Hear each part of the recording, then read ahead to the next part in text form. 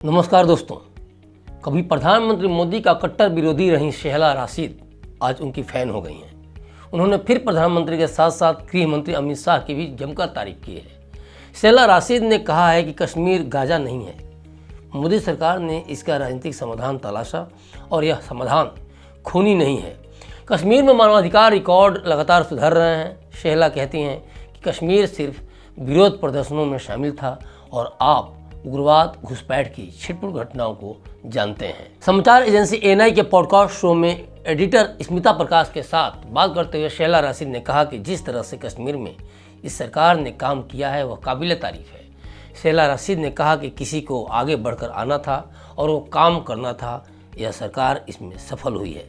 शिक्षाविद और जेएनयू में छात्र संघ के पूर्व उपाध्यक्ष शेहला राशिद से पत्थरबाजों को लेकर जब पूछा गया कि पहले के समय में आपकी सहानुभूति पत्थरबाजों के साथ रही है, इस पर उन्होंने कहा कि हाँ, ऐसा 2010 में था, लेकिन आज जब मैं बदली हुई स्थिति देखती हूँ तो मैं आज की स्थिति के लिए बहुत अधिक आभारी हूँ। शेहला राशिद से जब यह पूछा गया कि जेएनयू की यह घटना ने आपकी, उमर खालिद की और कन्हैया कुमार की जिंदगी बदल दी, इस पर शेहला राशिद ने कहा कि उसने सिर्फ हम तीनों की ही जिंदगी नहीं बदली, बल्कि उनका खामियाजा पूरी यूनिवर्सिटी को भुगतना पड़ा। हालांकि उस दौरान भारत तेरे टुकड़े होंगे यह नारे कभी नहीं लगाए गए। वहाँ पर वही नॉर्मल नारे, लाल सलाम और इस प्रकार के नारे लगाते थे।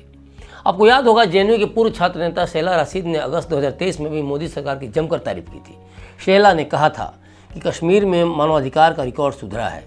वह इस बात को स्वीकार करने के लिए मजबूर हैं। राज्य में जिंदगियां बच रही हैं। सरकार के स्पष्ट रूप से लोगों के जीवन बचाने में मदद मिली है। जानकारी के लिए बता दूं कि शेहला ने वर्ष 2019 में जम्मू कश्मीर पर लागू संविधान के अनुच्छेद 370 को निष्प्रभावी करके प्रदेश को 2 भागों में बांटकर उन्हें केंद्र शासित प्रदेश बनाने का विरोध किया था।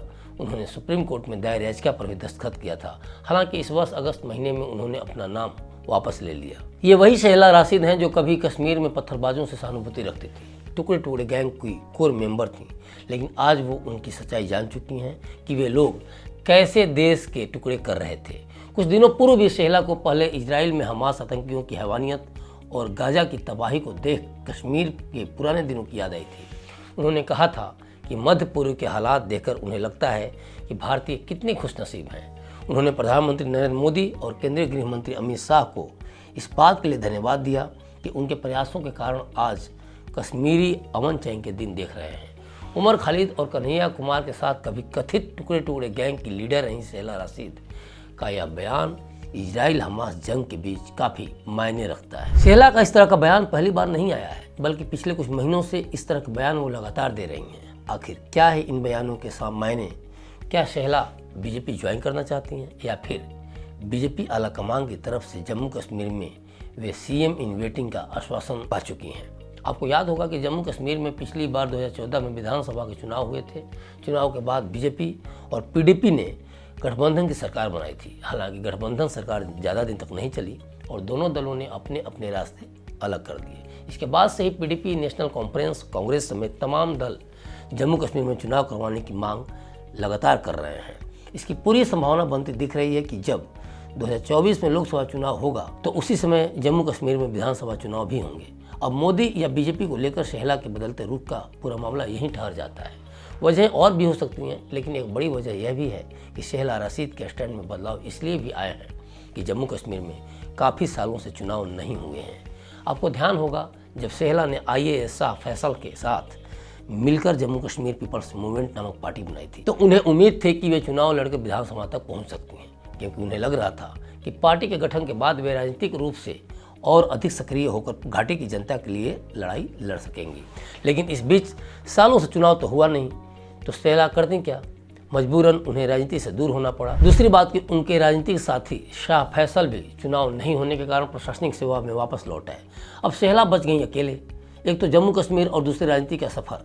शेहला ने अंदाज बदला और कट्टर मोदी विरोधी शेहला राशिद कट्टर मोदी समर्थक हो गई। मजबूरियाँ सिर्फ शेहला की ही नहीं है, बीजेपी को क्यों हो सकती है शेहला जैसे मुस्लिम चेहरे की तलाश, इसे भी जरा जान लेते हैं। अब सपा अनुच्छेद 35A अलगाववादियों की गिरफ्तारी, पाकिस्तान से बातचीत, कठुआ गैंगरेप जांच को लेकर बीजेपी पीडीपी में मतभेद ही नहीं मनभेद भी रहे। यही कारण था कि गठबंधन ज़्यादा दिनों तक नहीं चला और बीजेपी ने पीडीपी से अलग होने का फैसला कर लिया। बीजेपी को उसके बाद से जम्मू कश्मीर में पीडीपी प्रमुख महबूबा मुफ्ती के खिलाफ मुस्लिम चेहरे की तलाश थी, जो सेहला के रूप में पूरी होती दिख रही है। दूसरी बात कि सेहला राशिद जम्मू कश्मीर की हैं। अच्छी वक्ता होने के कारण देश विदेश में काफ़ी मुखर व्यक्तित्व के तौर पर उन्हें देखा गया है और जेएनयू जैसे विश्वविद्यालय में छात्र नेता के तौर पर भी वे बड़ी सशक्त तौर पर उभरी। फरवरी 2016 में जब जेएनयू के तत्कालीन छात्र संघ अध्यक्ष कन्हैया कुमार और उमर खालिद की राजद्रोह के आरोप में गिरफ्तारी हुई थी, उसके बाद सेहला ने जोरदार प्रदर्शन किए थे। जम्मू कश्मीर से आर्टिकल 370 हटाए जाने का सेहला ने तीखा विरोध किया था। दूसरी बात कि जेएनयू से निकलने वाले छात्र नेताओं की नेतृत्व क्षमता काफ़ी प्रभावी होती है और कई मोर्चों पर वे अपनी हाजिर जवाबी या रणनीति से अपनी ही पार्टी या विरोधी पार्टी के शीर्ष नेतृत्व को असहज कर देते हैं। कन्हैया कुमार हो या सेहला राशिद, ये सब जेएनयू छात्र राजनीति से ही निकले हैं। सेहला राशिद के सामने भाजपा को कोई और मुस्लिम चेहरा अभी तक नहीं दिख रहा है, या फिर कह सकते हैं कि अभी तक से नहीं मिला है। तो सवाल ये उठता है कि पिछले कुछ महीनों से पीएम मोदी की कट्टर विरोधी सेहला के सुर आखिर क्यों बदले से हैं? क्या सेहला को जम्मू कश्मीर बीजेपी का मुस्लिम चेहरा बनाया जा रहा है? क्या सेहला 2024 में जम्मू कश्मीर में बीजेपी के टिकट पर चुनाव जीतकर मुख्यमंत्री बन सकती हैं? ऐसे कई सवाल हैं जो देश और जम्मू कश्मीर की राजनीतिक फिजाओं में तैर रहे हैं और जिसका जवाब 2024 तक देश और जम्मू कश्मीर की जनता को मिलने वाला है। बने रहिए क्लिक इंडिया के साथ और मुझे दीजिए इजाज़त।